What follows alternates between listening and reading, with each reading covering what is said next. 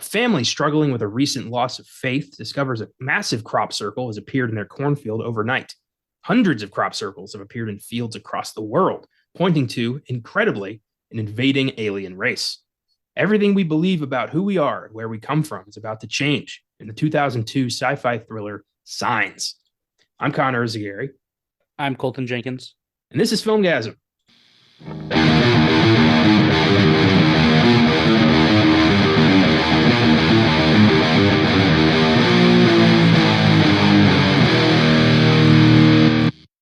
Happy Wednesday and welcome to the Filmgazm podcast.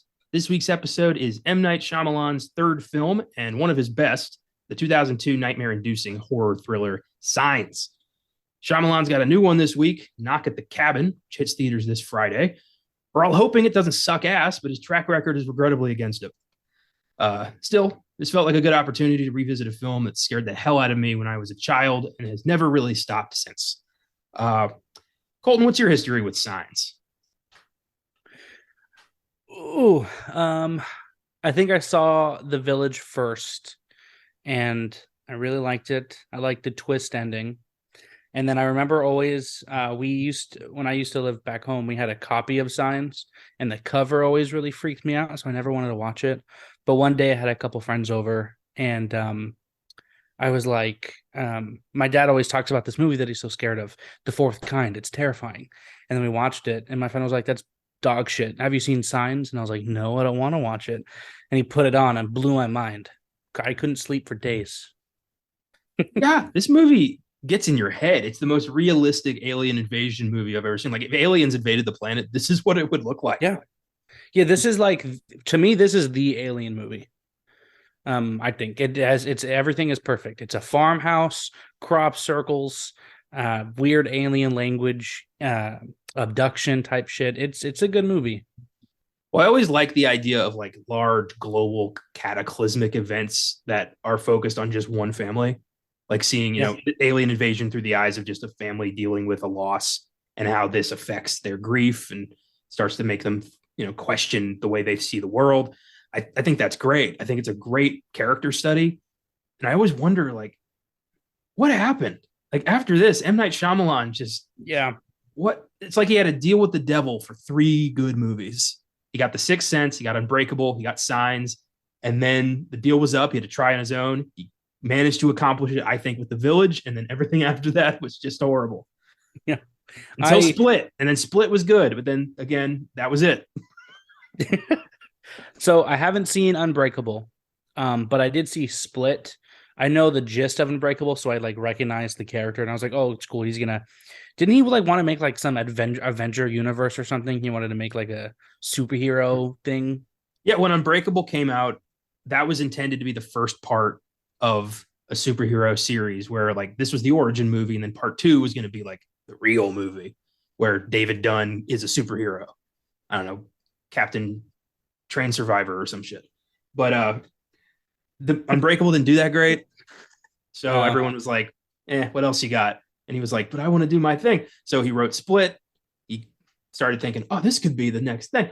And then he threw David Dunn at the end of that. And everyone was like, holy shit, this is the sequel to Unbreakable. And everyone was like, we want another one. And so he did Glass. And then everyone was like, that was shit. What happened? Yeah. Yeah, I remember that.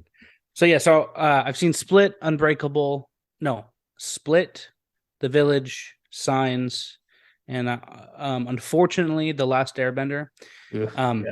Oh, and I've seen The Sixth Sense. This is an unpopular opinion, but I've seen Sixth Sense so many times that I can't sit through it anymore. I recognize it as a fantastic and a very well-made movie, but I fucking can't watch it anymore. I get so bored. Just because, once you know the twist, it's just so fucking boring. But that's just my opinion. Well, and then also, sometimes, and by sometimes I mean twice, I put on The Last Airbender just to watch a shitty movie and just to laugh at it, because it's just so bad. It's not even good. I respectfully disagree about The Sixth Sense. That movie, really. I think it's brilliant. It makes me cry. I think it's a beautiful drama, has just the right amount of horror. I think if you know the twist, you see little things that make the movie more worthwhile. Like little things where he just, his wife doesn't talk to him. He doesn't pick anything up. Nobody ever talks to him except the kid. Like little things like that. Yeah. I respected that the first 10 times I saw the movie. And then it slowly started to fade. Yeah, fair enough. Movies can do that. I'm looking forward to revisiting that on Beyond Oscar Sunday this weekend. The Sixth Sense in an Oscar mindset will be fun. I've seen pretty much all of his good movies. I've seen Sixth Sense, Unbreakable, Signs, The Village many times. Split, I loved. And in terms of his shit detail, I saw The Last Airbender in 3D at the movies. No. I've never seen Avatar: The Last Airbender, the series. I know nothing about that. What? Yeah, I was going in blind. I was like, my uncle was like, "Hey, we're going to the movies," and I'm like, "All right," and that's what they went to see. And I thought it was horrible. I had no frame of reference, but I was like, I can tell some people are going to be pissed about this. Yeah, please don't take the movie and apply it to the series. The series is like just oh my god. The movie is dog shit. Yeah. I know. I don't, you don't have to be like, I'm sure fans were way more pissed about that, but me just being, a moviegoer, I was pissed because it was just a bad movie. Like, it's a horrible adaptation, I'm assuming, but it's also just a terrible fucking movie. It's a really bad movie. There was that. I've seen Old, which looked promising, but was terrible. Lady in the Water, I want to give another chance. Everyone hates it. I thought it was kind of neat the first time I saw it, but I don't remember anything about it. Never saw The Happening. Never saw After Earth. Never saw. Was After Earth his?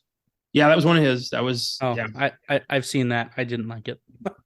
Nobody did. I figured that was going to be terrible. The Visit was weird. Oh fuck, was that him too? That was him too. I kind of like that one. Yeah, it wasn't bad. It was just like I didn't need the diaper on the kid's face. I didn't need that. That kind of took me out. I was like, oh, okay, I don't like this anymore. Yeah. He produced a movie called Devil back in 2010 that had a really cool premise. Oh, the elevator movie? Yeah. But I didn't like the execution. I was like, I can smell M. Night on this. This is not it's not unfolding the way this should unfold. So at this point, I'm like, what has to happen for this dude's career to collapse? Because he has done some of the worst movies of all time. Yeah. But he's still here. He's still kicking. He's still turning out box office numbers. I don't understand. We'll see if Knock at the Cabin is the, nail in the coffin, but I doubt it. Even if it sucks, we will see him again. I will say he does have like you said, you could smell him in Devil. He definitely has like you can tell when well, I guess I fucking couldn't. But he has you can always tell when you're watching a Shyamalan movie, and it has a little, I don't know, a little twinkle. I don't know. They all have good premises, but the payoff doesn't work. Well, that's because I think, he peaked with The Sixth Sense and everyone was like, holy shit, this is the greatest plot twist of all time. So he just kept trying to do that again. Some kind of twist to be like, haha, you thought you were watching this, but you're really watching this. And he kept doing that. And it got old really fast. Yeah. Now he's kind of stuck in this pigeonhole of like, if he doesn't have a twist, people are like, well, where's the twist? Like, the only reason I think that the twist in The Village works is because it's a twist, but it's not a twist because like you can't see it coming at all. It's like, oh shit, this is modern. Oh, okay, fuck yeah, sure, I guess. Yeah, sure. It worked in The Sixth Sense because there were hints, there was buildup, there was like, it made sense. You had that moment, that Kaiser Soze moment of like, oh shit, this is what they were talking about the whole time. Yeah. With The Village, it's like, boom, bus. Now what? Like, what? But yeah, he's interesting. One thing I think that really ties all his films together, he has no clue how people talk to each other. Oh my, yeah, okay, yes.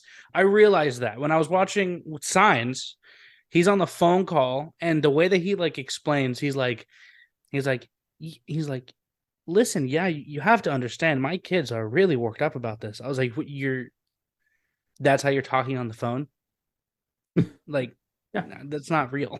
I can't hear my children. Yeah. It's weird. It's everyone's a fucking robot in a Shyamalan movie. The dialogue is so stilted and weird. It never feels conversational, even in his good movies. It's such a weird tick for a writer to have. You'd think after writing at least 3 movies, he would start to at least get the gist of how people interact with one another, but he never has. Yeah, I guess not. I don't know. Very strange. At least Knock at the Cabin has a co-writer, so maybe that guy's going to rein him in a little bit. Hopefully. Yeah.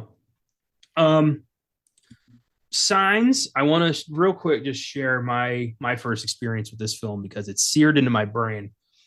I've talked on this podcast many times about my the film Evolution and me getting freaked out by the blue monkey when I was 6 years old and running out of the theater. Well, it happened again when I saw Signs. I was 7 years old. I went to the theater with my mom and dad. They wanted to see Signs, and I was there. So they're like, well, I guess we're seeing Signs with Connor. And I was too young to be there. This one's not Evolution. I can't blame them. I can kind of blame them for Signs. We went and see it. We were watching it. I'm like, this is kind of boring. I don't know who Mel Gibson is yet. And that scene at the birthday party. Oh yeah, man. Happened, and I'm getting the gist. I'm like, okay, aliens. I think I know what that is. Space guys. Or I loved Mars Attacks. And I was like, all right, aliens. I got it. Then I'm like, these guys aren't funny and shooting lasers. There's something bad about these guys. I don't like this. And the birthday party scene happens, and that fucking alien. It's the greatest scene he's ever made. It is so perfectly paced. It just pops out for a second, and your blood stops, and you're just like the first time you see this, you're like, what the fuck was that? Yeah. And at the time, my instinct was, and I freaked out, and I got my dad grabbed me, took me out of the theater, took me to the bathroom. It's like, it's okay, buddy. Aliens aren't real. It's fine. It's going to be fine. That's wonderful. And I remember we must have gone back in the theater because it's not like we left. We go back in, and I remember the end where Joaquin Phoenix is beating the shit out of the alien with a baseball bat. I remember thinking, get him! Take him out! Yep. So now it holds a special place in my heart because it's one of the movies that scared the absolute hell out of me to the point where I was screaming, which has only happened twice. Yeah, it's a pretty fucking scary movie. Every time I watch this movie, I haven't seen it in a while, but I forgot how like chilling it is. I like when that happened, I like got chills. I was like, oh shit, this is because I feel like that's the moment when you realize just the way that the alien is walking, it's like, okay, these people are here to do harm. They're not friendly. Yeah, it is very much like it's a hunter. Yeah. It's a hunter in the blind. There's no, this is an ET. This shit's gonna end badly. This thing has a great pace. It's the character development's great. You care about these characters. You don't want to see them get killed by these things. You get just enough aliens, like just enough of the aliens to be freaked out. Yeah, it works. I love the news reports of people like the newscasters being like, we can't believe what we're seeing here. But not lights in the sky. We don't know what to do. It's so realistic. It really is. I really like that about this film. That's why I think this is the alien movie. Yeah, it's the alien invasion movie without a doubt. And I'm looking forward to kind of just digging into this thing. But first, I do have a question to get the ball rolling a little further here. Yes, sir. As Mulder once said to Scully, do you believe in the existence of extraterrestrials? Yes, dude. There is no way that we are the only things out here. Are you kidding me? We're there. Okay, so the way that I see it, I believe aliens exist. But I don't think that I don't believe in all of the sightings. I believe in some of them, but I don't think aliens are going to come here to take over because as a human race, we're nothing compared to them, I would assume. Like they don't want to waste their time with us. What do we have that they don't? If they have the ability to travel all the way here from wherever they are, we got nothing on them. I don't think that they see us as a threat at all. So, yeah, we got Ford trucks, Twinkies, and blow up dolls. I don't think they're going to care about us. Exactly. But I also There's another side of me that kind of believes in maybe I don't believe in it, but I like the idea of the Lovecraftian approach to aliens, to where like maybe we do see them every day, but our human brains cannot perceive them, so they're invisible to us. So, like they're in another dimension, like the fourth dimension that we can't see and all that other stuff. But yeah, I definitely believe that there's definitely extraterrestrial life out there, but I don't necessarily know what it is. I don't think it's grays or, little green men or even these things. Yeah, and I don't trust anybody who claims to have all the answers. There's people who are like, oh, they come from this planet and they're here to harvest our adrenochrome, and they worship Satan and they're gonna drink our kids' blood. It's like, shut the fuck up. You don't know anything. Clearly, yeah. You're just selling books. So I don't. That's why I love watching Ancient Aliens, just so I can mock it the whole time. Yeah. Like, experts, my ass. Like, none of you know, you have no idea what you're talking about. You can't be an expert in something that technically does not exist. Yeah. It's that meme, the guy with the crazy hair who's like, so basically aliens. Yeah. Him. It's always like, white people didn't build it, so clearly it was alien life. And it's like, no. Yes. It's like, who built the pyramids? I don't fucking know. Slaves. What do you? Yeah. They seem to forget, like, this shit didn't happen in a weekend. Like, this was thousands of years of slave labor just being thrown at a big statue. And when you do that, you get a pyramid. Yeah. But I do like the, I don't know, the aesthetic of, like ancient aliens, like, they built the pyramids. There's a UFO under them. That's why I kind of liked Indiana Jones and the Kingdom of the Crystal Skull, just because it touches on that, ancient terrestrials coming down to Earth. I would love if we found definitive evidence in like the Amazon of like, the god of serpents was like an alien who left behind like a video camera of like, so here's what we did, here's how we did it, peace out, we'll see you in 2,000 years. That would be great. Exactly. The way that I feel about aliens is if they had definitive proof, like 100% concrete proof that aliens don't exist, I'd be like, okay. But if an alien landed and was like, hey guys, we're here, just so you guys know, but we come in peace, I'd be like, yeah, of course. Yeah. Like I want it to happen. I want to see first contact. I think that would be incredible. Be terrifying, be the scariest shit that ever happened. But I think eventually, if they turned out to be more close encounters and less Independence Day, I think it'd be fun. I would, if they did come down and they were like, we're gonna kill everyone who doesn't obey us, I'd be like, awesome. Can I get you a glass of water? Do you need a bed? Want me to shine your shoes? I'll do anything you want, but please don't kill me. I will kneel before Zod in a heartbeat. I don't want to die. Exactly. Have you heard of the Dogon people? No, I have not. Okay. So basically it's a tribe of people on an island. On an island or in Africa. I don't know. But basically they have had no contact with like our civilization, and yet they say that they've encountered aliens and they've predicted almost everything. Well, not almost. No, they've predicted a lot of stuff that's happened, and a lot of their science is like legitimate and true. Like they knew that the Earth rotated around the sun before we did. Like if they've had no contact with people who. So before this, people found the tribe and they started studying them, but they knew about the solar system, they knew about all the planets, but they have no like modern technology. It's really creepy. If you're into that kind of stuff, look into it, because they're like a tribal people. They don't have like technology like we do. That's terrifying. Yeah. That's creepy. Yeah. Yeah. There's, when they find crazy, incredibly complex artifacts that are thousands of years old but resemble like modern computer chips, it makes you think like, maybe not aliens, but is there like, an intelligent civilization that existed before Sumeria that was just like erased from the earth, and maybe we're finding evidence of them? Like, I don't know. And anyone who claims they do is full of shit. Remember that. Exactly. That's why, dude, I love conspiracy theory videos or just stuff like that. Like Atlantis. Do I believe in Atlantis? Maybe, but I don't believe that it, is a city full of fish people under the ocean. But It's like, could have city have, an ancient city have collapsed into the sea? Sure. Absolutely. Did they, have time travel? Probably not. No.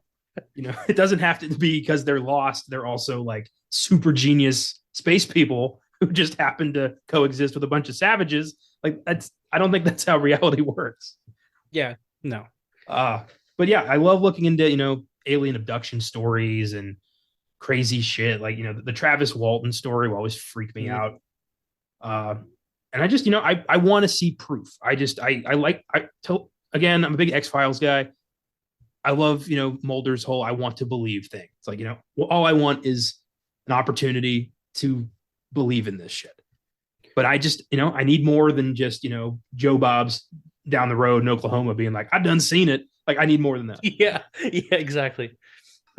Yeah, I've always wanted to go like to the Area 51 and surrounding areas, just because I'm into that shit. But also scares me. It scares me, but I'm interested. Yeah, like I feel the same way about like haunted houses and haunted asylums. It's like probably not real, but am I going to go there at night? Fuck no. Yeah, exactly. Yeah, for sure.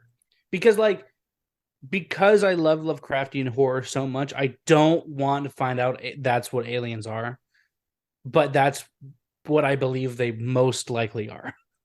Oh God, I hope not. I don't want to see like, video footage of the space shuttle and then like an eye fills the window and then transmission cuts off. Yeah. Like what was I like a monster from Bloodborne is behind you stuck to your wall right now, but you can't see it because it's in another dimension. Like I don't want that.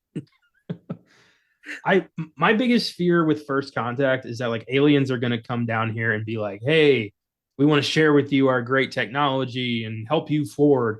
And we're going to be like, shoot him in the fucking head, aliens, because our pop culture has perpetuated, us against them, kill the beast. So are we going to draw first blood? Are we going to start a fucking intergalactic war? Probably.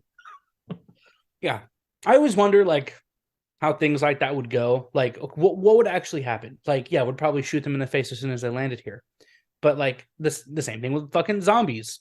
I don't think it would get as far as it does in movies because we, as a society, we know what to do with zombies now. You shoot them in the head. We know what to do with aliens. Maybe don't shoot them in the head. Hear them out first. I'd like to think we would do that. If they land in America, no. If they land in like Belgium, things will probably be fine. Yeah. Maybe they'll abduct the president of the United States and Jack Black will be there to save the day. I don't know. I'd watch that. I had a short story idea I was going to write. Copyright, Connor Eyzaguirre. It's mine. It was going to be an alien lands on Earth and it's like, I want to speak to the leader of this planet. And the world leaders meet and bicker and have like a Doctor Strangelove style argument over who runs this place. Who's going to speak to the alien? In America is this like macho motherfucker who's like, it's me, clearly. Who's going to argue that? And France is like, no, you've been top dog enough. Let me talk. And they just argue to the point where the alien's like, I'm going to bounce. Like, you people clearly don't have your shit together. Yeah. And it's like, you guys are a race of people. Yeah. You can't get along. You can't give me one person to talk to. Yeah, exactly. Also, it's customary to provide a meal. Yeah. I think that would be fun. One day when I have some time, I'm going to put pen to paper and flesh that out. It's like, man, I've flown all this way and you guys are just going to argue in front of me? Okay. All right, whatever. I even came with gifts. I brought air from my lungs. Yeah. I'm glad you're rewatching there. I thought I would squeeze in a little Doctor Who reference there. Nice. Yeah. This was fun. This was a fun convo. Yeah, I like speculating about aliens and signs in one of the movies. It always makes me think about like, how would we handle this? And I wonder if we'd even have time because, the events of Signs happen fast.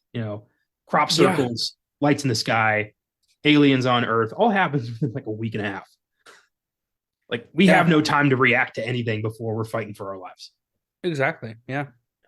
It's pretty crazy. Mm-hmm. When I was watching this, I want them to make a horror game like this. There isn't a lot of like alien games. There's Destroy All Humans, but that's like a funny game. But I want to make like a survival horror game where you are like a farmer protecting your home from aliens. That's a good idea. It's a good idea. M. Night will sue you, but it's a good idea. I'd play that. Yeah, that's yeah, that'd be great. Yeah, creepy shit. So let's talk a bit about where Signs came from. Surprisingly, not a lot written about Signs production. Just kind of like apparently M. Night Shyamalan cited it as the smoothest production he's ever had. Which is funny when you got Mel Gibson and Joaquin Phoenix there, things went well. Yeah. The idea came from the hybrid of two ideas that M. Night was working with. One was a family finding a crop circle in their backyard, and the other was just your kind of run of the mill end of the world movie. And M. Night was like, combine that shit, you got Signs. The original title for the movie was, I think it was Visitors and the Alien Files or something like that. So, I like Signs better. Yeah, it makes way more sense.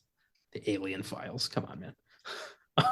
I don't like end of the world movies. Like I didn't like 2012. And that's the only end of the world movie I can think of right now, but I don't like end of the world movies. I love end of the world movies because I'm a cynic at heart who's like, I think in the event of an actual apocalypse, I feel like I would be just like, burn it down, baby. Like just go ape shit. I feel like I would. So whenever I love these movies because I get to see how people would react. I thought 2012 was awesome. Like it's a fun movie, but like I'm not like I guess it's all disaster movies. I'm not like, I'm not like, oh fuck, I'm not fiending to see end of the world movies. I'll see them when they come on. Like I saw Don't Look Up, that was great. And I saw what's that one that came out? Oh, Greenland. That one was good. That was good. But that's it. Yeah. Greenland is kind of the same plot as 2012. Yeah, okay, fair, fine. I like seeing, LA break in half and the Yellowstone supervolcano explode and a flood take out the Himalayas. I'm like, holy shit, this is cool. That movie scared me because when I was because in 2012 I was 12. I was scared that the world was going to end. And I remember when 2012 rolled around, I was playing Uncharted and at like 11:45 at night. And I was like, I got to stop playing. I got to go spend time with my family. The world's going to end in 15 minutes. I got to go. I forgot. I woke up the next day and I'm like, oh shit, that was supposed to happen yesterday. Yeah. I remember like somebody pointed out, like, the Mayans didn't have the Gregorian calendar, and we've been working with that since the Roman times. So if you take that into account, the end of the world was like 1978. Yeah. So by then I'm like, oh, okay, so we're fine. Yeah. I've survived so many apocalypses. It's like old hat now. Y2K, 2012, COVID, like we're fine. Yeah. Yeah. The only movie that got in my head was Knowing, 2009, Nicolas Cage. I seem to remember seeing that, but I don't think I have. It approached the apocalypse in such a real way where it just like, it seemed like there was no way to stop it. You can't build an ark. You can't get in the cave. You can't board up the house. Everything's going to die. And you are just going to have to accept that. And that movie just kind of, when I was driving home from seeing that at the movie, I was like, fuck, I got to do something with my life. Like I felt like time's limited. Like that one really stuck with me. There's a movie about, I think it's called Seeking a Friend for the End of the World. Yeah, I saw that. This lonely guy, and he's like, well, fuck, I want to spend the end of the world with someone. Yeah. So he reaches out to an old girlfriend who like never writes him back. And then, yeah, that's probably exactly what I would do. Yeah. Yeah. Apocalypses. Make you reflective. What's the deal? I can see Jerry Seinfeld make. I don't know why I just thought of this. What's the deal with apocalypse? If he survives the end of the world, I'm taking him out myself. Yeah. I want to live in a world where what's the deal with jokes are gone. Yeah. No, I like Jerry Seinfeld. I think he's hilarious. I like the show Seinfeld, but not because of him. Like because of everybody else. I love the B movie so much. There's this YouTube video You can watch it right now. It's the entire B movie, but it's been redone by different ASMR artists, and it's the funniest thing ever. Oh my god, who was that kind of time? A That's bunch of crazy. ASMR artists. I saw one re-edit. It was hilarious. It was, you've seen the Lord of the Rings, I assume. Yeah. The scene in Fellowship where they're about to walk out of the Shire and Sam says, "If I take one more step, this will be the farthest from home I've ever been." Yeah. Someone edited it so every time Sam takes another step, he says that. So the movie ends up being like 15 hours long. That's fucking great, dude. Oh my god. That's beautiful. Yeah, I've never watched it because I don't hate myself that much. There's another edit like that, but it's the movie of it's Shrek, but like every 5 minutes they change the art style. Yeah. That's cool. I like that. I saw one, somebody took the whole movie of Shrek and turned it into a GIF. What? It's the GIF is the entire movie. And then when the GIF is over, Shrek's over, and it just goes right back to the beginning of Shrek. That's wonderful. Oh, crazy. So for casting, Shyamalan originally cast Mark Ruffalo as Merrill Hess, but Ruffalo had to back out when suddenly he had a brain tumor, had to get that removed. Yeah. And I remember reading about this. He had a nightmare where he had a brain tumor, and it freaked him out so much he called his doctor and was like, "I need to get an MRI." And his doctor was like, "Wow, you were right. You've got a brain tumor." Which is fucking weird. It's like his brain was warning him, like, "Dude, go see a doctor. We're dying here." And Mark Ruffalo, he's such a cool dude. Yeah, he's the best. I love seeing him at red carpet events where he gets like starstruck, like he forgets he's famous too, and he's like, "Oh my god, oh shit, all right." Yeah. He's like, "Oh yeah, I'm not just because he's also like a he's on some board, like the protective environment something." Oh yeah. Also, yeah, he's an environmentalist. He does a lot of good work there. Yeah. But yeah, I like him. He's a solid dude. Mm-hmm. And he makes me laugh. I love that he's also like, just, I'll be the Hulk whenever you need it. Bro, people shit on the Hulk, on this new Hulk, like the Mark Ruffalo's Hulk. I fucking love it, dude. I'm sorry. I know that's unpopular, but I just love Mark Ruffalo. Is such like he's an awkward guy, and I think it fits with Hulk. That's just me. I didn't know there's a group of like dissenters that don't care for the Hulk. I didn't know that. Yeah, there's people who don't like the Professor Hulk. They think it's stupid. They don't like that the Hulk is now like dabbing and like wearing cardigans and shit. I'm like, what are you talking about? That's fucking great. Yeah, that's what an awkward Bruce Banner with Hulk's body would be doing constantly. Exactly. Yes. Like, what are the other options? What you want, like bloated Jolly Green Giant 2003 Hulk, or do you want angry emo Edward Norton Hulk? Like, yeah, I think we got a good Hulk. Yeah, we did. I'll take it. But yeah, he had to drop out because he had to get brain surgery. It was benign, so he was fine. But the fact that he had a nightmare and was like, "I need to go see a doctor," and the doctor's like, "Spot on, brain tumor." Probably not with that, not with that tone, but yeah. Yeah. That'd be weird. The doctor's like, "Hey man, you got cancer." Like, that would be weird. It's like, so good news is don't have a brain tumor. Bad news is lung cancer. That'd be cash or charge. Yeah. So Joaquin Phoenix was cast in his place, and this was, pre I'm Still Here, JP Joaquin Phoenix. I'm never gonna forget that fucking disaster of a movie. I didn't see it, but now I want to. It's on Hulu if you want to subject yourself to that. It's an hour 40 of him just being a cringy asshole.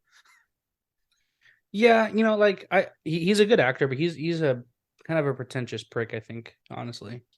Yeah, he is. For the role of Graham Hess, Shyamalan wanted an older actor, specifically Paul Newman or Clint Eastwood, both of whom passed because they were like, "We don't want to do an alien movie. We're in our 80s. Let us die with pride." Yeah. Paul Newman that same year did Road to Perdition, one of his greatest films. So I'm glad he passed on this. Choice. Yes. And then Clint was like, "Get out of my office." Oh my god, dude. Yeah. Clint actually had scheduling conflicts with another project, so he couldn't do it. But Paul Newman was very much like, I don't want to do this. So they went with Mel Gibson because Shyamalan saw Mel Gibson as, quote, the guy you believe would protect his family at all costs. Yeah. Okay. We also protect all of Scotland, but Yeah. These aliens may take our lives, but they'll never take our freedoms. No, dude. Oh my god. Dude, I didn't know that he made Apocalyptico and Passion of Christ. I didn't know that. Yeah, he's a very accomplished director. He's done some great projects. You ever see Hacksaw Ridge? He fucking made that too? He directed that one, yep. Oh shit, dude. Yeah. Between, all the anti-Semitism and the casual racism and the drunken outbursts, he's done some good work. Dude, I usually don't like war movies, but Hacksaw Ridge is really good. It's really well made. Yeah, it's a solid story. I love stories of genuine heroes. And that dude, Desmond Doss was a goddamn champion. Yeah. Yeah. So we got Gibson, we got the two kids, we got Rory Culkin and Abigail Breslin, who do a great job. And we just follow this family as they realize that the world is probably going to end and there's going to be aliens outside their house. Yeah. The film is a huge success, grossing $408 million on a budget of $72 million. It has an IMDb score of 6.8, Letterboxd score of 3.4 out of 5, and a Rotten Tomatoes score of 75%. Critics' consensus reads, with Signs, Shyamalan proves once again an expert at building suspense and giving audiences the chills. And I agree. It's a dated review with the once again.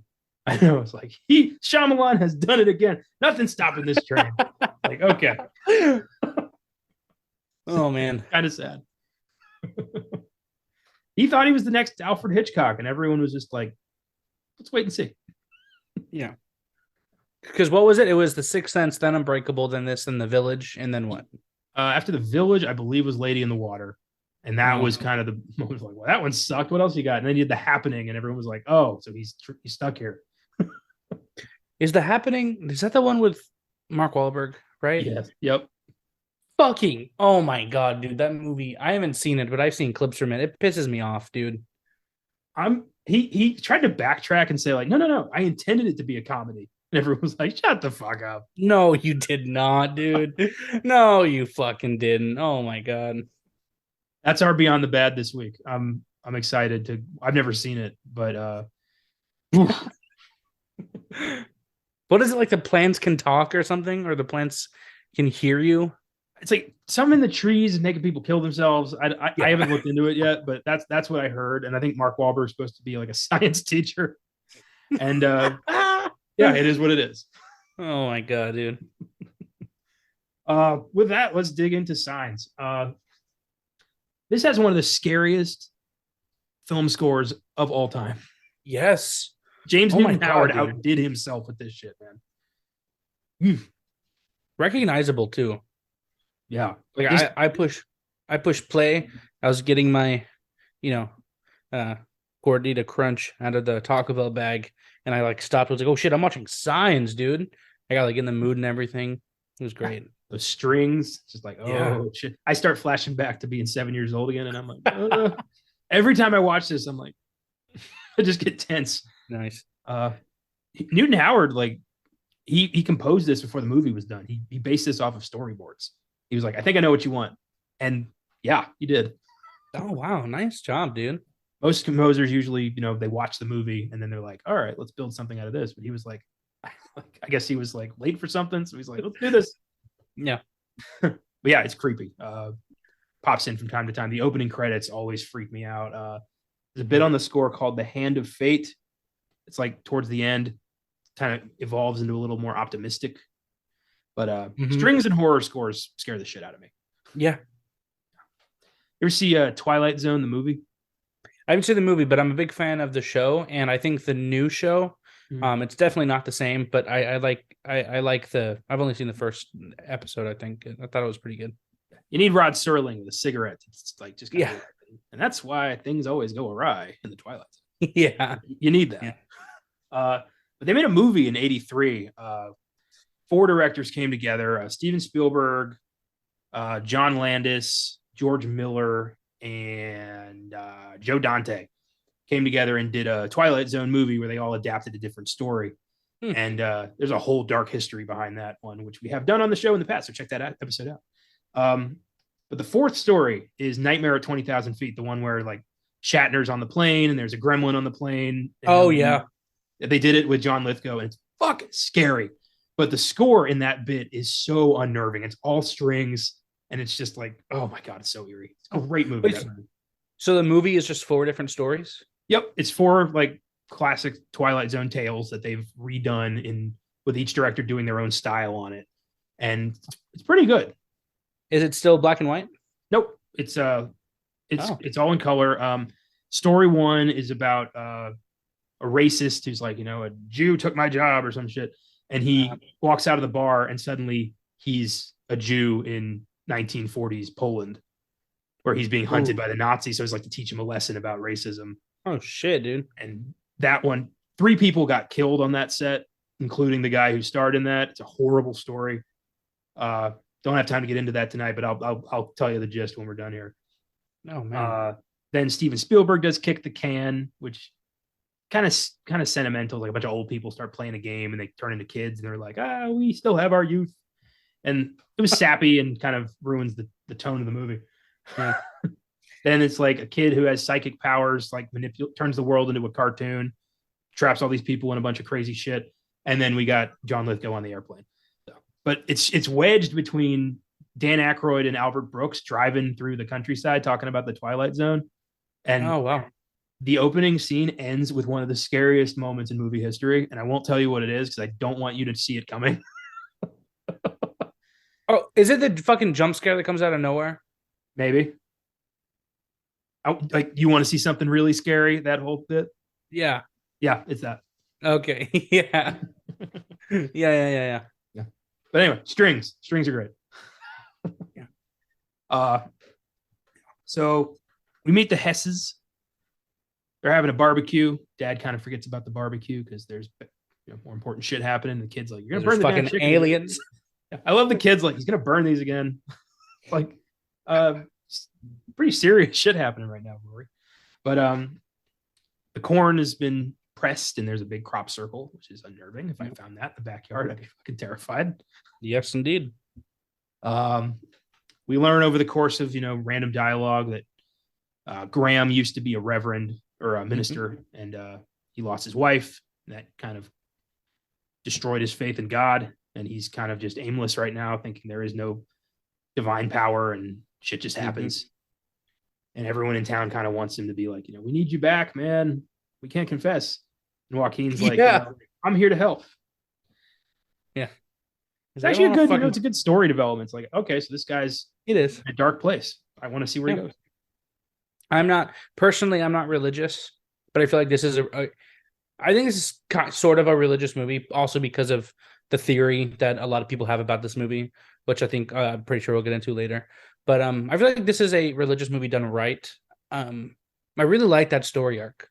Like I don't necessarily agree, but I like what they did with that. I like that I'm glad he at the very end you can see him in his collar again. So he got his faith back. I thought that was like really well done. So yeah. I'm not really religious either. I'm pretty against organized religion. Yeah. So it's weird for me to root for a guy to, go back to God, where it's like, yeah, Mel, great job. But I also feel like this might sound a little weird, but I feel like God, I know some people,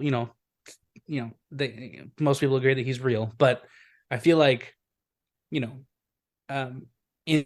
the Signs universe, God is canon and he actually does exist because of what happens in the course of the movie, especially the very end. That's true. Yeah. I love the idea of God being like, Graham Hess in Philadelphia is questioning his faith. Let's send some aliens to go to fix this for him. Yeah. Don't you question me. I will send an entire fucking alien race just so this one guy wakes up. Yeah. Yeah. That'd be hilarious if the alien like all of a sudden like puts the kid down and is like, "What do you think of me now, Graham?" Oh my god, dude. Like, ah. That's what my twist would have been. It's God. Ooh. Ooh. Uh, um, so they're trying to figure out like who did this to our corn. They're pretty sure it's this like you know folk band Lionel and the Wolfington Brothers. And they later that night, the little girl who has a habit of leaving full glasses of water all over the place, which I'm not a parent, but that would irritate me. I've done that. I'm not gonna lie. When I was living at home, oh my god, dude, my room had so many cups in it. Probably because of this movie, I was like, oh god, if aliens come down, all I gotta do is reach over and splash water in its face. I'll be okay. Fair enough. And it does save their lives. So, everything happens for a reason, which is what they're kind of going for here. Yeah. But she comes up to dad in the middle of the night and it's like, there's a monster outside my window. Can I have a glass of water? And I remember thinking, like, what did you just say? What does that mean? And yeah, Mel goes to tell, assure the girl that, mom's still out there, or maybe she isn't. I don't know what to say to you right now, child. And he looks up, yeah, there's a fucking alien standing on the barn. That part is, I don't think it's as scary as the Brazilian scene, but man, it's so fucking scary. Silhouettes. Still. It's not, it doesn't look quite human. Yep. But it looks like it's in attack position, and it's just, you're like, oh God, what was that? It's only a second. It's very quick. Yeah. In fact, if your resolution's like not right on the TV, you might not even see it. Exactly. Yeah. But also, it's also creepy because like, who the fuck are you? Like, even if it was an alien, who the fuck are you doing on the roof, dude? Yeah. I love Meryl's like, we're gonna kick his ass, and Graham's like, what? I can't do that. I may not be a minister, but I'm still a good person. Meryl is one of my favorite people in this movie. I know there's only 4 people in the movie to like. Meryl is one of them. Yeah, because he's just, he's a real dude. He gave up a, baseball career to move back in with his brother after he lost his wife. He's doing what he can to help. And when assholes are gonna, trespass, he's gonna fuck them up. Yeah, I forgot how funny this movie was. It is weirdly funny. Yeah. Yeah. Like when they're outside, when they're standing in front of the door, they're about to go outside. And he's like, hey, you gotta go out there and you gotta curse. He's like, I gotta curse. He's like, no, it'll be weird if I curse. It's out of character. And then they run around. He's like, get ready for an ass kicking. He's like, I cursed. And he's like, I know, I heard. I love it. He's just like, I'm insane with anger. Yeah. And yeah, they don't catch this thing. You hear little clicks randomly in the movie to know that there's one nearby. What is it with clicking that it freaks me out, dude? This movie, The Last of Us, with the clickers, it's on HBO. Yeah. So I've been watching that, but the clicks are creepy because they are not human, and I feel like that's like a good way to tell when something is not human. Yeah, I don't want to hear some I don't want to hear Klingon. I want to hear something that I feel like I could not learn to speak. Yeah, exactly. Yeah, unnerving, and it just it separates it from humanity. It's like, okay, this is not human. This is an animal. This is a creature. This is here to kill. Like, there's no soul in this thing. Mm-hmm. Yeah. The cops show up. This one cop who just keeps going to this house, and is like, hey, it might have been, there's female Olympic jumpers out there who could probably clear a barn. And Joaquin's like, could we maybe move past this? Yeah. At least he's making a good point. Like, this is going nowhere. I kind of liked that scene because he was like, look, I'm like, obviously he's he was a jock in high school. He's still, he's got some minor league baseball records. Like, he's an athlete. Yeah. And I like that part when he's like, no. I understand, like, women can do the same thing men can do, but look, I am pretty fast, and this guy got off of my roof and ran into the field before I could catch up to him. Yeah, that's creepy to know that, like, not only are these things, inhuman and scary, but they're also pretty fast. Yeah.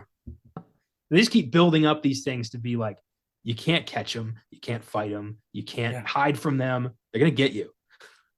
That's what this movie does so well. It builds tension, and So before I put this movie on today, I was like, I didn't tell Katie what kind of movie it was. I was like, it's kind of a horror, but not really. It's a sci-fi. It's really scary, but I wouldn't classify it as like horror. It's a different kind of horror. It's very intense. And it just keeps building and building and building until it all breaks in that fucking basement scene at the end. Yeah, it's a little bit of psychological, a little bit of sci-fi, a little bit of thriller. Yeah, it's a spooky soup. What it is. One of my favorite eerie moments is when they're at the table talking to the cop, and Abigail Breslin keeps coming up asking for like, "Where's the remote?" And like, "I can't change the channel." And he's like, "Why can't you change the channel?" And she's like, "Because it's same shows on every station." And they all go like, "What?" Because that's bad. Yeah, I really like that scene because, you know, I don't want to be an asshole, but kids say stupid shit all the time. But one of them says, "Hey, the same show is playing on all of the channels." To the kid, it's like, "Hey, the fucking TV's broken." But to like adult, it's like, "Oh fuck!" Like there's an emergency broadcast on TV right now. Something went down, and what went down is crop circles around the entire world overnight. And I love the people who are like, "It's a clearly well coordinated hoax," as if anybody could ever coordinate that many people to pull that off. Yeah, aliens make more sense than that shit. Yeah, that was the fucking liberals. Come on, just a bunch of liberal bullshit. They're turning our kids gay. Don't let your kid in the crop circle to turn gay, just like the frogs. Yeah. Goddamn. Wake up, sheeple. Anyway, they go into town for pizza and books and shit. Oh, asthma medication. That's why they go. Yeah. And they all have a little, town moment. The boy whose name escapes me, Rory and Abigail. I'm just gonna go with their actors. Yeah. He goes into the bookstore and is like, "I want a book on aliens." And the guy's like, "They're selling soda." Yeah, that was great. I love that. That's the shit we rationalize crazy shit with. It's like, clearly this is a global ploy to sell generic like cola. Which, like, I could kind of see that happening in today's age. Like, what movie? Oh, Smile just came out, and for one of their ad campaigns, they bought a bunch of tickets at a baseball game, and they put them in the stands. Yeah, dude. Yeah, that's awesome. Do you remember the marketing campaign for It that got wildly out of hand?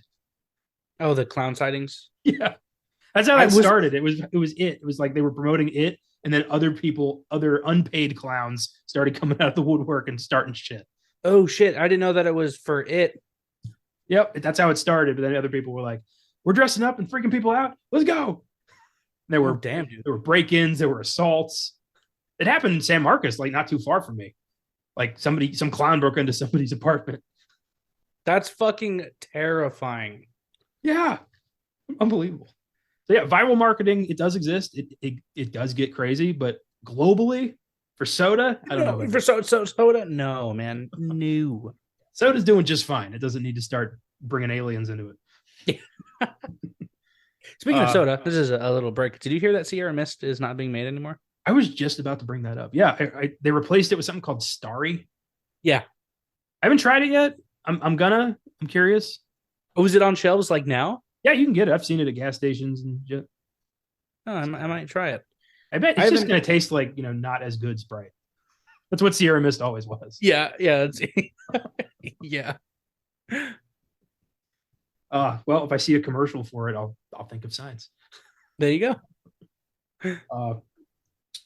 Merrill goes to the recruitment office because he's thinking of joining the army. And I love the military guy who's like, it seems to me like this is a scouting party. Yeah, you send in a few to see how the water is, and then, they give the report, and then you send in the invading force. It's like, fuck, dude, stop talking. Yep, exactly. I like Merrill's like descent from like, nah, dude, this is all just bullshit to like, oh fuck, wearing a tinfoil hat. Sitting in the closet with the TV. It's like, it's for the children's sake. Yeah. I love the weird, like, when the military guy realizes he's, Merrill Hess, the baseball hero, and he just asks him the weirdest questions, like, why aren't you in the majors making millions of bucks and getting your toes licked by beautiful women? Yeah. What the fuck? And the guy's like, no. You saw one game, man. He has the what do you say? He's like he also has the record for the most strikeouts because he swings at everything. Yeah, he ignores the coach's advice. He swings every time. And Joaquin's like, felt wrong not to swing. It's like that, buddy, that's not, that doesn't make you a hero. It makes you a bad athlete. It will later. Oh, yeah. Felt wrong. Yeah. Swing at the alien as much as you want, but maybe time your shots with the baseball. Then you'll get your toes licked by beautiful women. I guess. Hey, maybe Joaquin Phoenix will get his toe licked in fucking Joker 2. Probably. I mean, Harley's done weirder shit for him. Yeah. I hope that doesn't suck. I hope it doesn't. I said that about the first Joker, and I didn't think it was great, but it was, it was good. So Mel goes to the drugstore and hears out, a confession because this lady cursed at her asshole boyfriend a couple times. She was like, "Is douchebag a curse?" And he's like, "It depends on the context." And she's like, "What about John? You're a douchebag for kissing so and so." And he's like, "Yeah, it's a curse." And she's like, "Oh, well, in that case, it's not 37, it's 72." I love that he's like, "Look, I don't want to do this," and she's like, "Please, my soul is at stake here." Yeah. Like, I don't think God's gonna care that you said douchebag a bunch of times. Yeah. I love when she's like saying, there was a couple like shits and bastards. Like she's like mouthing it quietly. It's like, yeah. So they all go home. They all go for pizza, and Ray Reddy drives past, and they all kind of look at him like, "Oh, we haven't seen him in a while." He's the guy who fell asleep at the wheel and killed Mom. Yeah, but I like how you don't know it yet.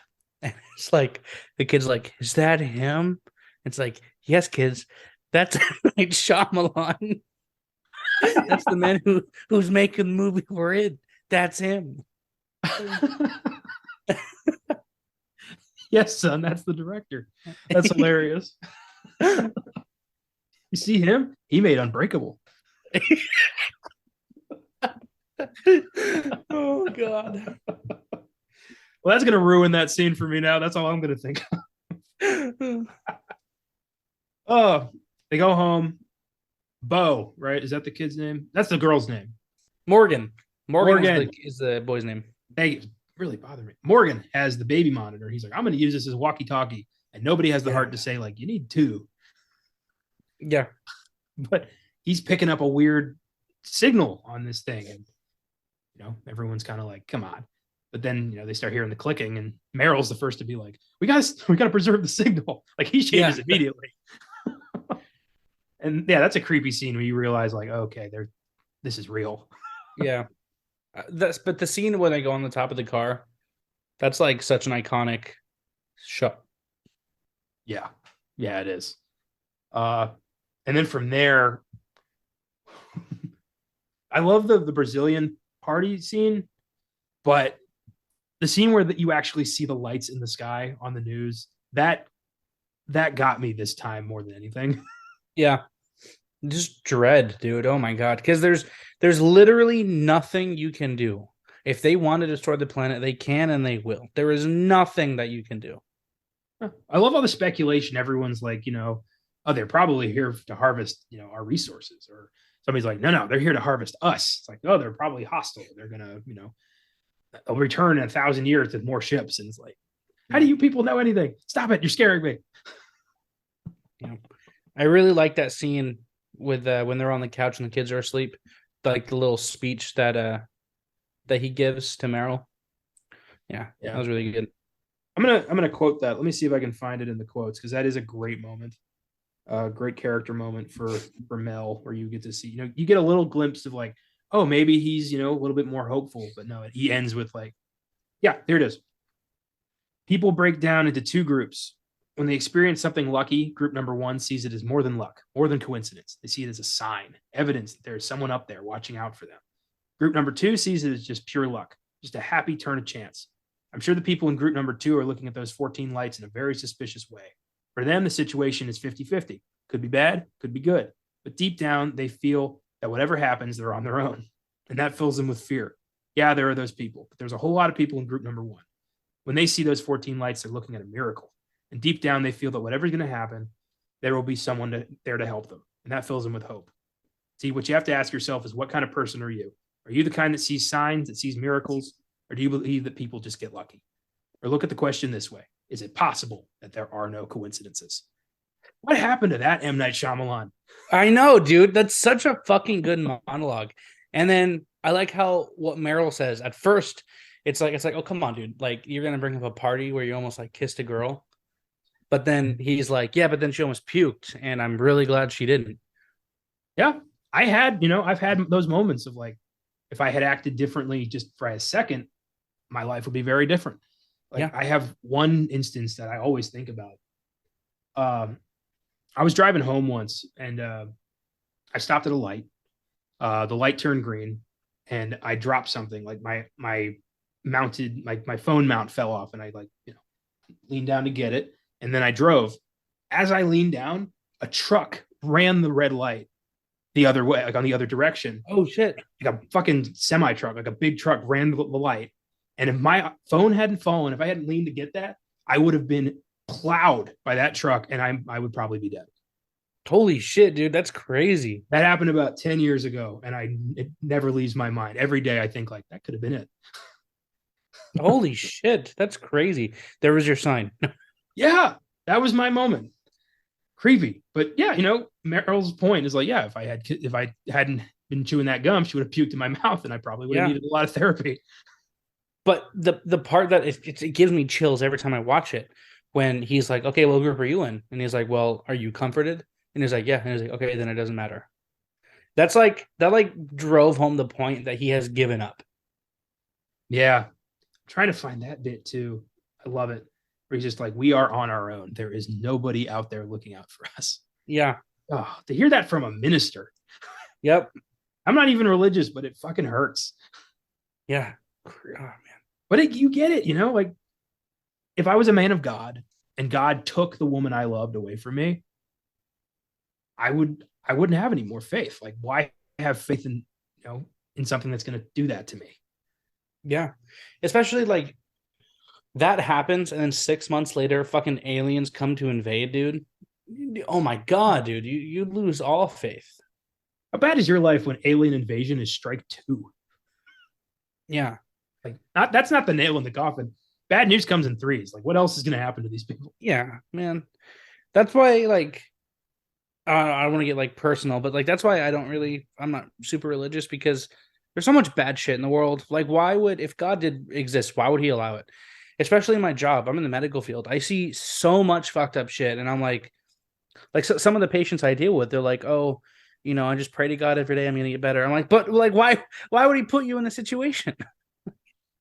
No. Yeah, it's a good point. I need more than that, like same with aliens. Like, if there's a God, I would like to, I have some fucking questions, man. Yeah, exactly. The Crusades, Salem witch trials, Inquisition, like, you just sat there with popcorn? Yes. And then people say it's hilarious. Like, it's like people are like, oh, well, God gives his hardest battles to his strongest warriors. I'm a fucking human. I'm not Link from Legend of Zelda. Okay, I'm not Kratos. I'm just a normal dude.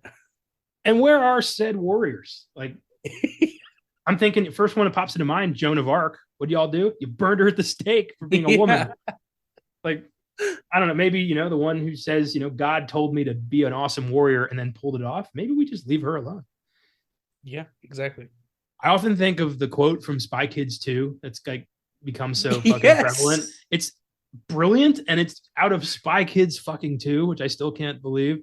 Do you think God sits in heaven because he too is, fears what he's created? It's like, fuck, maybe. Maybe killing each other all the time. I wouldn't want to come down here either. Maybe he did exist, but he was like, okay, these people are fucked up. I'm not dealing with them anymore. Yeah, maybe we're, just, a game of Sims that got out of control.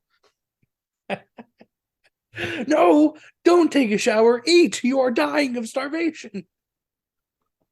You ever see Free Guy? Yes, I loved it. Yeah, I did too. It freaked me out if that was the case. It's like, oh, so this is just not normal for the real world. Apparently, they were going to make a Sims movie. Was that what that was supposed to be, or I don't know. I don't know. A lot of video game movies like rarely get traction. Like they were making a Sly Cooper movie like a while back that they had like oh they no, released like part of a trailer for, and then it just disappeared. oh So yeah, might have just been a a premature announcement. mm. I love the Dr. Bimbu book because this guy seems to know everything about these creatures, which is very weird. Yep. Just they'll be hostile. They'll probably be about 6 foot with gray skin, big eyes. Yeah. Like, dude, did they help you with the book? Like, how do you know this? Yeah, they're gonna be guys. They're gonna have like a weird like thing that comes out of the wrist. They'll be allergic to water. Yeah. And by the way, here's your house, dear reader. Yeah, that part is creepy, man. Yeesh. All right, let's get to M. Night's cameo as Ray Reddy, the guy who killed Mel Gibson's wife. And he's just sitting in his driveway with his car packed, being like, "I think they don't like water." Like, well, you would know, wouldn't you, M. Night? You wrote the damn thing. It's the only explanation for why he would know that. Oh my god, dude! Yeah. Weird that he's like, there's an alien in my cabinet. I better call the guy who probably wants me dead. Yeah. Don't call the cops. Call Mel Gibson. I mean, to be fair, if I had an alien in my pantry, I too would probably call Mel Gibson. Yeah, that's fair. Yeah. Hey man, you've dealt with this thing before. Help. I need Mad Max's help right now. Yeah, he tells, he apologizes for what he's done. You can tell. I love that Mel Gibson's performance in that scene is great. When he's just like breaking and trying to not like kill this guy, but he's like, I want to forgive you, but I don't know if I can. Yeah. Like, oh God. And then he's just like, by the way, there's an alien in the pantry, and he just leaves. Yeah. But I got the impression that they knew each other beforehand, before he killed his wife. Small Because town, he says yeah. that- You know the local minister knows the local vet. Yeah, for sure. Yeah. Sad. So Mel goes into the house and is like, I should probably check this out. Well, he's like, I have the police with me. I am a police officer. Yeah. He's like, I got the rest of you, and you went in the paddy wagon. And he's like, He's like, what the fuck did I say that? He gets the knife, looks under the pantry, hand comes out, tries to grab him, and he's like, cuts off its fingers. Get this unearthly shriek. Okay. For that scene, new M. Night Shyamalan would have had a jump scare on the knife reflection, which is what everybody would, they would see that coming, but he didn't. He almost left the house, and then he fucking comes back, and it's like very quick. He grabs the knife, ducks down, and there's the hand. Yeah. It's weird. You know what? This scene freaked a lot of people out. It did nothing to me. No, yeah, no, it wasn't scary at all. But I know I've seen this movie many times, but this is the only time I noticed that this alien was the alien at the end of the movie. Yeah. They leave their wounded behind, and he's missing 2 fingers, which means he ain't getting on the ship. Yeah, I realized that at the end. But also, well, I'll get into my thoughts at the end of the movie. Toward the end. The birthday party. Man. The scene that scared the fuck out of everybody who ever saw this. It's done so perfectly. Joaquin's watching the news, and the news person's like, we got some footage. Brace yourself. This is quite jarring. Instead of being, if I was the news person, I'd be like, oh, alien, we got him on camera. Like, brace yourselves. And it's recorded at a birthday party in Brazil that M. Night did with a handheld camera, did that himself. Oh, nice. Yeah. And Joaquin's like, Vamonos, children, get out of the way. It always makes me laugh. And it focuses on the alley. The kids are like, look at that. And the music kicks in, and you just see it get out of the bushes and be like, blah, and then walk to he was deliberately like, boo. And then got to the alley, and everyone's just like, every asshole in the world puckered. And you're just like, oh my God. Like, oh, fuck, aliens are here. This is real. The lights in the sky could have been fake, but this is legit. Like, okay. Yep. There's that. I've been calling him Alan. I don't know why. The whole time I've been watching this movie. Oh, there's Alan. Alan the alien. I like it. So now Joaquin's also wearing a tinfoil hat. They vote on like, what do we do? And Mel's like, well, they probably don't like water. M. Night Shyamalan told me that. And, maybe we could go there, spend the weekend with the guy who killed your mom, or we just stay here. And they vote for stay here. And he's like, I vote twice. And a couple of the kids like, that's bullshit. Like immediately. Yeah. Yeah, that was good. Yeah. But I also like when they were like, well, how do you know that we'll be safe here? And he's like, well, because they can't open pantry doors. Like, to be fair, like in that scene, I don't know if you noticed, but like there's like a piano in front of that door or something. Yeah, like, exactly. Yeah. Like, yeah. I'm pretty sure they can open doors if there's not shit in front of it. Yeah. But they decide, they're staying here. So they board up the house and they're like, well, last meal, what's it going to be? I love that they're all like, let's get nuts with it. Like, yeah. And that's a good scene too, man. Shyamalan, what the fuck? Where did you go, man? Because this scene is great because it's like, because Meryl is like, we should just eat quick. And I forget his name. What's his name? The Reverend Mel Gibson's character? Graham, that's right. He's like, no, you're right. Spaghetti sounds great. And he like, what does everyone want? We'll make that. Yeah. And they do, because Graham has given up completely. Yeah. As far as he's concerned, this is the last meal they're having. Might as well enjoy it. Yep. Exactly. Crazy. So they make French toast and mashed potatoes, spaghetti, bacon cheeseburgers, and chicken teriyaki. Yep. Pretty amazing. They whipped all that up in like an hour. Yeah. Just like, because the tension that this movie is building at this point in the movie, I mean, you saw me when we watched Skin and Marine. Tension in movies gets to me a lot. So I'm like, holy fuck, guys, like you gotta like eat and like hide, turn off all the lights like now. Yeah, like the aliens aren't outside waiting for, the French toast to brown. Also, this is that's Macaulay Culkin's brother. Yeah, there's three Culkins. There's Macaulay, Rory, and Kieran. Yeah. But I think it's funny that Macaulay Culkin had his final meal before his house got invaded, and now Rory is getting his last meal before his house gets invaded. Oh, I never even realized that. That's fantastic. Is he still acting? Rory? Yeah, they're all still doing stuff. Oh, okay. Yeah, one of them was in Scream 4. I don't remember. I think it was Rory or Kieran. I don't remember what. I think it was Kieran.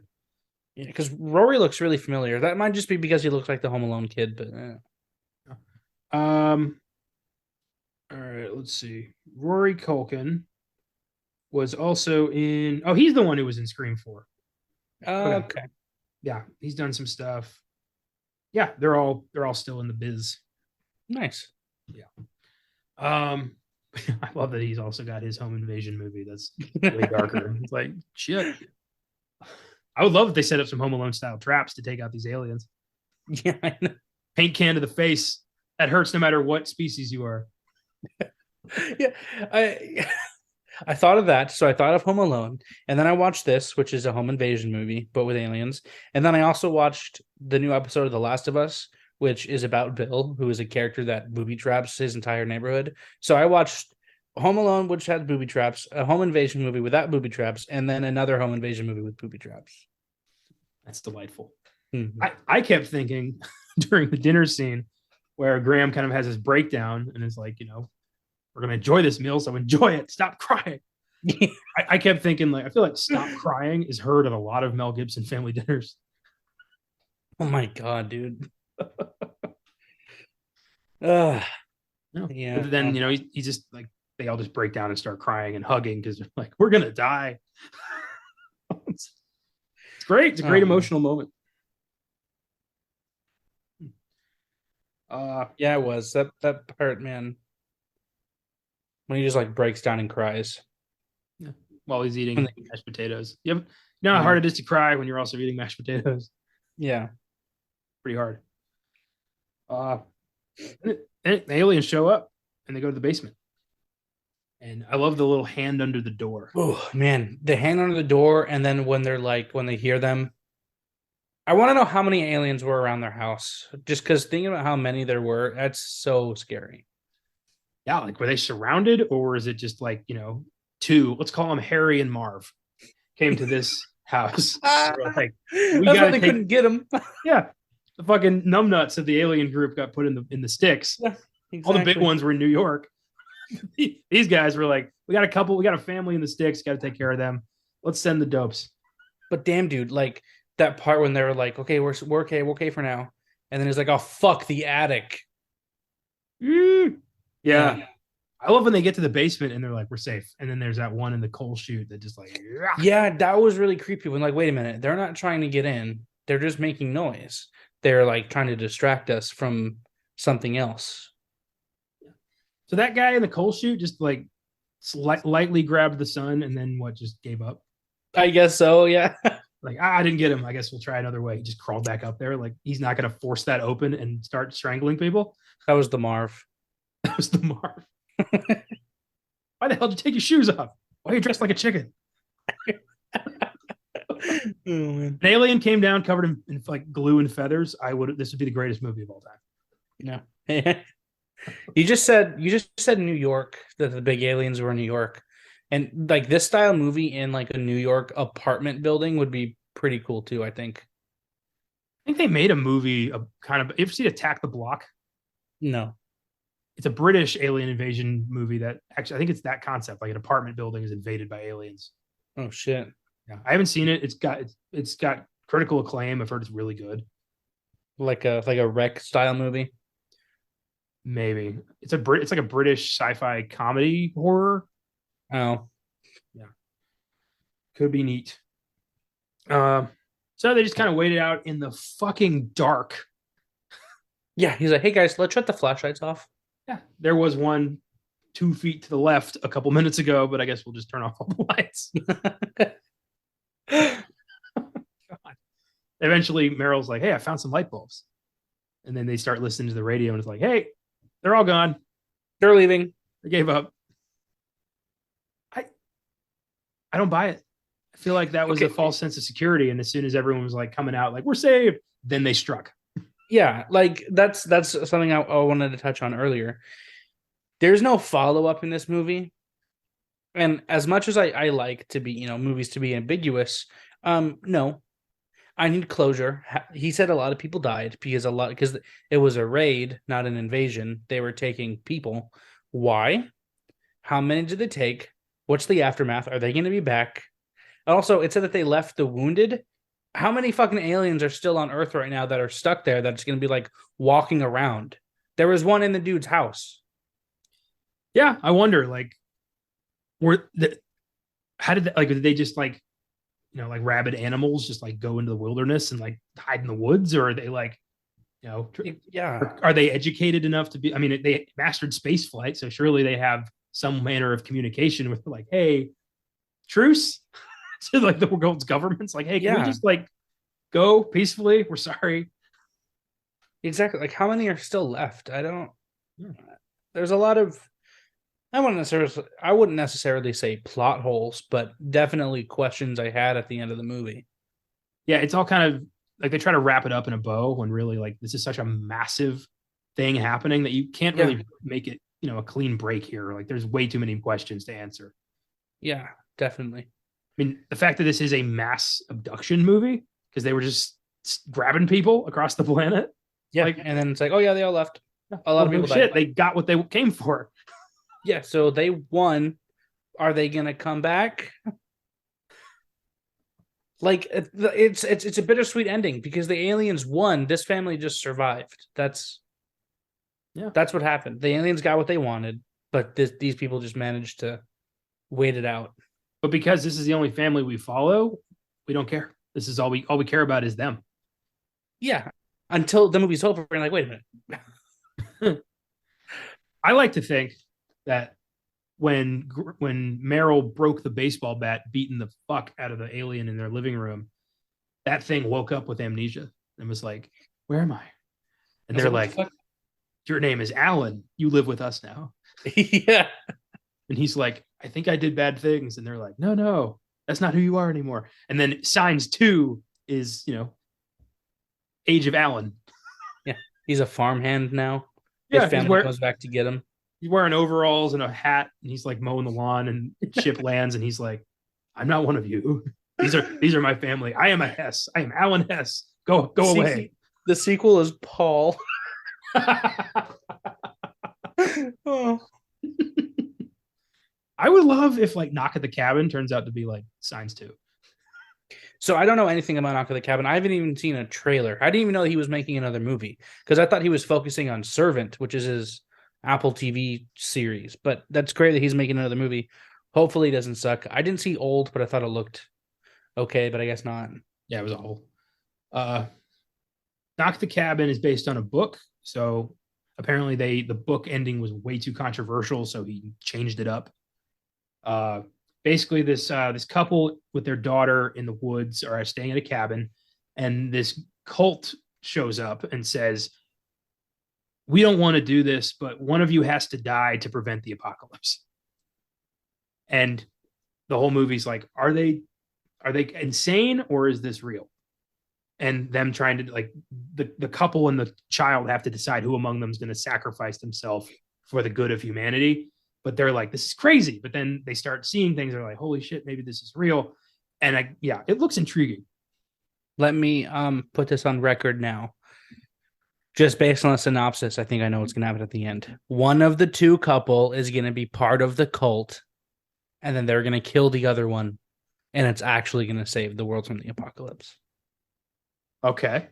I think the twist is going to be one of them is going to willingly sacrifice himself, and then it's going to turn out that it was bullshit.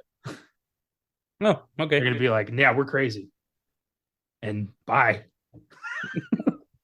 So we'll see. I'm planning to see it this weekend, so we'll see if it turns out to suck. The M. Night Shyamalan twist, Ashton Kutcher pops out and is like, you've been punked. I wish so many of his movies would end so much better if Kutcher just showed up out of nowhere and it's like, ha! Gotcha. Yeah. So this whole time Morgan's dying because they don't have his medicine. Oh, God. I forgot how hard that scene was to watch, man. That's such an intense scene. Yeah. I mean, I don't have kids, but I felt like I had kids during that bit. I'm like, oh, get him. Get the medicine. Is he going to be okay? Is he going to be okay? And Mel Gibson's performance there is fucking perfect, I think. And then I love the part when he says, he's like, why would you do this? I hate you. And I like that because I feel like he has his faith back, but he doesn't like God. He hates him.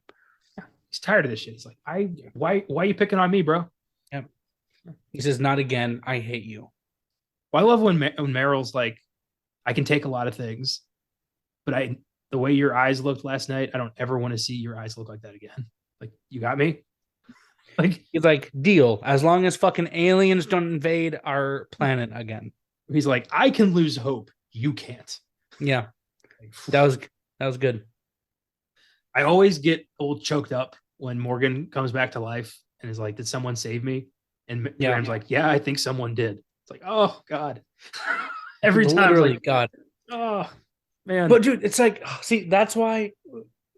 Shyamalan, where the fuck did you go, man? Everything at the end of this movie, everything, dude. The water ties perfectly together. And then he even says, he's like, this is why you have asthma. None of the poison got in. This is why you have asthma. But again, no, because if God existed, why the fuck did he let this happen? Well, I think there's one answer, which is that he's a very dangerous sociopath who loves watching us suffer. I hope that's not the case. Exactly.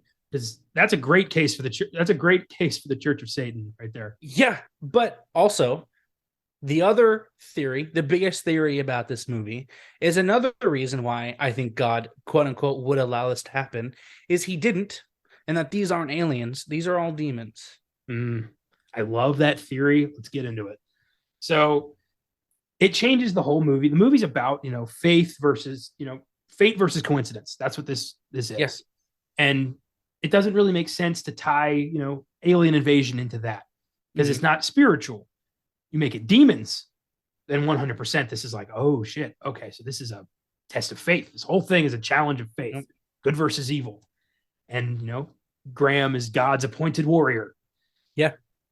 I mean, it makes sense. The biggest evidence for this is the water. The reason water would hurt these guys in that house is because this is a reverend's house, and that is holy water. That's holy water. The only like counterpoint I've heard to this theory is like, okay, how did other people beat them? But fucking churches exist everywhere. What do you mean? And if enough people use holy water, and I guarantee you there are religious people who are like, oh, these are demons, we're going to fight them with holy water, and churches and shit like that. Plus, the news person even said, hey, a lot of people are finding refuge in churches and synagogues, and the aliens don't go there. So they probably landed here, started the invasion, and the quote unquote primitive way of fighting them was probably just like praying, or I don't know, like what they did using holy water or Meryl successfully takes one of these things down with a baseball bat. Maybe you can just beat the fuck out of demons. Yeah, that's fair. Yeah, because the water doesn't beat him, it just burns him. Yeah, I would love to see how things went down in like, Philadelphia, like in the city. Bunch of bros just being like, fuck him up.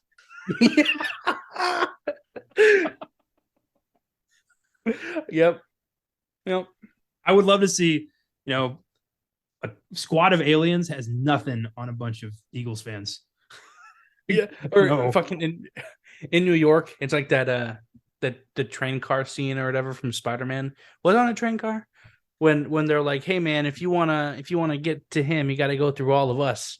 But it's a bunch of New Yorkers. An alien is like abducting a human, and they all come out and they're like, hey man, you pick on one of us, you pick on all of us, and they all just start beating the shit out of an alien. I bet that happened all across the country, especially in America. Yeah. I want to see, like Aliens versus the Bloods or some shit like that. Like, has that movie been made yet? Oh my God, man. Yes. But I subscribe to the demon theory. I think it makes way more sense. I think it paints the movie as like way more spiritual. Yeah. And it's cool. And a lot of people's problems with this movie is like, really, water hurts aliens. Why the fuck did they come here? It's mostly water. Yep. Yeah, I get that. But if it's holy water, they're not prepared for that. Exactly. Yeah. Right on. I like that. And that's also why I think God is canon in this movie. I think in this universe, God exists for sure. Yeah. And if you question him, he's gonna make his presence known in a big way. Yeah, exactly. I would have loved if, like, at the end of this, Graham looks out the window and there's just like some old guy in his corn who's just like gives him a thumbs up and then fades away. Oh God! And then, that was gonna be a stupid fucking joke. I was gonna be like, and then Graham has an idea to build a baseball field in his field of corn. If you build it, they will come. Who will come? We already. Who's gonna come? Please no, not again. Oh, there you go. Field of Dreams is the prequel. He built it and they came. When I was a kid, the first thing I ever wrote was a short story about an alien versus predator baseball game. That's how they settled their differences. I had just seen AVP and I was like, this is the coolest movie ever. So I wrote I think it was like the Andromeda aliens and like I don't remember, like the Pluto predators or some shit like that. And they had a baseball game. And that's how they settled their differences. That's great. I got to find that. It's in a box somewhere in my parents' house. I got to find that. That's wonderful. Oh my God. Yeah. So sometimes aliens have problems and they got to settle them with sports. We saw that in Space Jam. It happens. Oh man. Yeah. Graham's like changed by this whole thing. He's like, clearly there is a God. My wife was hit by a truck so that she could warn Joaquin Phoenix to go ape shit with that baseball bat. Yeah, that's another thing I really like. That's another like good tie up of this movie. Like she said, see, like look around the fucking house and tell him to swing away. I know it's a very emotional moment and it's a beautiful bit where he's is this the last time I'm going to talk to my wife? It's like, oh fuck. It's a very emotional moment, but I would have laughed my ass off if she was uber specific. She's like, in 6 months, there's going to be an alien invasion. I'm going to need you to make sure Morgan has his medicine. You're going to be locked in the basement without it. Get Meryl that baseball bat. Tell him to swing away at that son of a bitch. Listen, I don't have time. I don't got a lot of time, baby. But listen, aliens. Why aren't you writing this down? Why aren't you writing this down? And he's like, fuck it, she's gone. Pull the plug, pull the truck. Oh, but you know what? Also, that's another, I think, point to the demon theory is because she was dying, so she was like, going to heaven, and that's like he was like, hey, like Satan's planning an invasion in a couple months. Like, come on. I wonder how many other people on Earth got, who were dying in that moment, got a little bit of like, crop circles. Just everyone got a little bit of information, and she got swing away. I'm trying to. I want to think about it more, but I know that it just meant like look at the baseball bat and tell him to swing. But I feel like there's a message there, but I'm too fucking stupid to like realize what it means. I know I've been trying to unravel C for a long time, trying to think, like, what does that mean? Believe, have faith. Yeah, probably. Well, why not just say believe? I don't know. Well, I guess telling your reverend husband believe is a little redundant. He's like, I do. Do you see what I'm wearing around my neck? Yeah. But yeah, it ends with Graham going back to the cloth and accepting, God is out there and he saved my family after he splintered it. But you know what? He made good on it. Yeah. Meryl saved his family, but okay.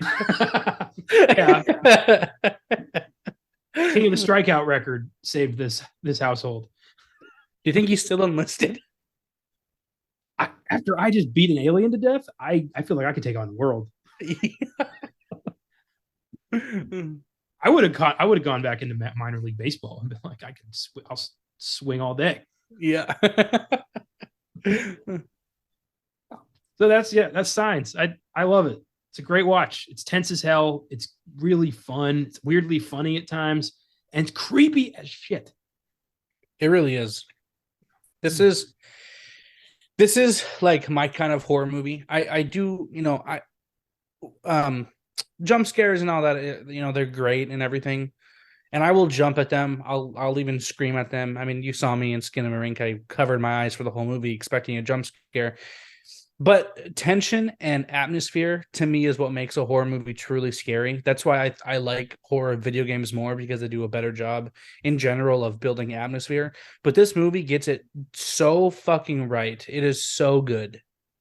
Yeah, atmosphere is king in horror. If you don't feel scared the whole time, it's not going to work. You can throw shit out at me as much as you want. I'll get like, but it's not going to, stick. Yeah. But I'll remember an atmosphere. Yeah. They ever tell you? I've said this to. I do these with so many different people. I forget who I told stories to. But I read somewhere somebody said that a jump scare in a horror movie is the equivalent of a comedian making you laugh because he tickled you. Like, yeah, you laughed, but you didn't earn it. Yeah, that's fair. But like earned jump scares are cool, but atmosphere, like just to, I don't want to go to a haunted house ever. I've never been. I don't want to go because I am a pussy, but I also, I feel like it just clouds you with atmosphere, and then it's just jump scare after jump scare after jump scare after jump scare, and I don't want to fucking sit through that. That's why I hate, like, I mean, apart from being just shitty movies, The Nun, the newer Paranormal Activities, fucking Annabelle, it's all it is modern horror has just become nothing but jump scares. And it's bullshit. Blockbuster horror was going there, but I feel like films like Smile and Barbarian, especially last year, were something that mattered. Were creepy for, like, in their own way. Yeah. They weren't just jump scare movies, and those were big successes. So I'm hoping that that'll kind of help usher in a new era of more concentrated horror. Yeah, I think horror is coming back to being better, because I feel like more people are coming out with, fresh ideas. And then also, with the rise of, like TikTok and the internet and everything, people are like finally listening to what makes people scared in good horror. And then you get a bunch of new filmmakers, that are coming out here, just like Edward Ball, he made Skinamarink. I think I still, sometimes when I think about it, I still get chills. And Signs, I still got chills because it's done right. So I am really excited for the future of horror, and this movie I feel like could belong in today's horror. I agree. Yeah. Here are some Filmgazm facts for Signs. Number one, the aliens were originally going to be invisible, but M. Night Shyamalan couldn't get the effect he wanted. So, well, I'm glad they weren't. Yeah, this wouldn't. They're horrifying in this movie. Oh my god. Yeah, you see just enough. Like you don't really get a good look at them till the end, and they look, animalistic, like kind of like primitive Neanderthal human aspects. It's weird. Also, this is the only time I noticed. I mean, I didn't really notice. I mean, no, sorry, this isn't the first time, but their skin changes, and I really noticed that this time around, and it's cool. Like when the little girl's screaming and you see it on his back. That's creepy. Yeah, it's weird. They're hunters. They're designed for, or I don't know if they're designed, but they're bred for invasion. Yeah. Number two, the crop circles are real, as M. Night Shyamalan does not like using CGI, so he did real crop circles. You mean to tell me that oh fuck me. Oh my god, what's his name? Oh no, Inception, help me. Christopher Nolan? Yeah, you're telling me that Christopher Nolan isn't the only one who planted crops to make, scenes in cornfields? Apparently not. Apparently they use some sort of quick grow corn like enzyme that some local company was trying to like get their hands on, and M. Night used it to make corn grow fast so he could make crop circles, film what he needed, and then abandon the cornfield, I guess. And number three, the birthday party scene in this movie has been named one of the scariest scenes of all time by movie critics. So we're not alone on this. This movie freaked everybody out. Yeah, that's rightly earned. It is so fucking scary. Oh my god. It's not even scary like, it's scary like, oh fuck. People are like fucked. Yeah, it's like I'm not laughing anymore. Yeah, that's what that is? That's not fear, that's dread. That's okay, we're all gonna die. Yeah, that's perfect. Yeah, it's unbridled terror. It's you don't feel that very often in films. Like you get scared all the time, but you don't get worried. Yeah. It's like that pit in your stomach you get when you realize that you fucked up and you don't want anyone to know. Yeah. Yeah. It's that feeling you get when you didn't take the chicken out and your mom is pulling into the driveway. You're like, shit, fuck. Oh, I give Signs an 8. Hold a special place in my heart because it scared me as a kid. And I think it still holds up as a terrifying, evenly paced sci-fi thriller. Yeah, I'm gonna do one higher. I'm gonna give Signs a 9. I just think it does atmospheric horror so fucking well. The only reason I'm not giving it a 10 is because I feel like to make it a 10, I don't know, maybe make the dialogue a little bit better. Yeah, fair enough. I missed what M. Night was capable of back when. Yeah. I don't know what happened. I cannot pinpoint like what the change was. Maybe we'll be able to do it on Beyond the Bad, but here I don't know. Yeah. Well, this was a blast. Thanks for listening, everybody. If you like the show, feel free to follow us on Facebook, Instagram, Twitter, and Letterboxd, Filmgazm Productions, or Connor95 on Letterboxd. If you want to suggest films for us to check out, you can send us a message at any of those social media sites or email us at filmgazm@gmail.com. Check out our website, filmgazm.com, where we have reviews, articles, trailers of upcoming films, and every episode of our shows. If you want to support the show through Anchor, you can click on Support This Podcast on your preferred podcast provider. We appreciate any donations. Next week, we're going back to folk horror, but we're tackling Russian cinema for the first time with the 1967 movie V. A young priest is ordered to preside over a witch's wake in a small village, but things get spooky while he spends 3 nights alone with the corpse. The film is free to stream on Tubi if you want to watch it for yourself. excited to check it out for the first time. This is another random pull from the book of Filmgazm. No idea what to expect here. Josh sings this film's praises. He's a big folk horror guy. So I'm excited. I think it'll be neat. That sounds interesting. Yeah. Spelled VIY. I've been calling it Vi for God knows how long. Okay. Don't miss The Happening on Fridays Beyond the Bad and The Sixth Sense on Oscar Sunday. Until then, watch the skies and make a plan. You never know when crop circles might appear in your backyard. Take it easy. We'll see you next week.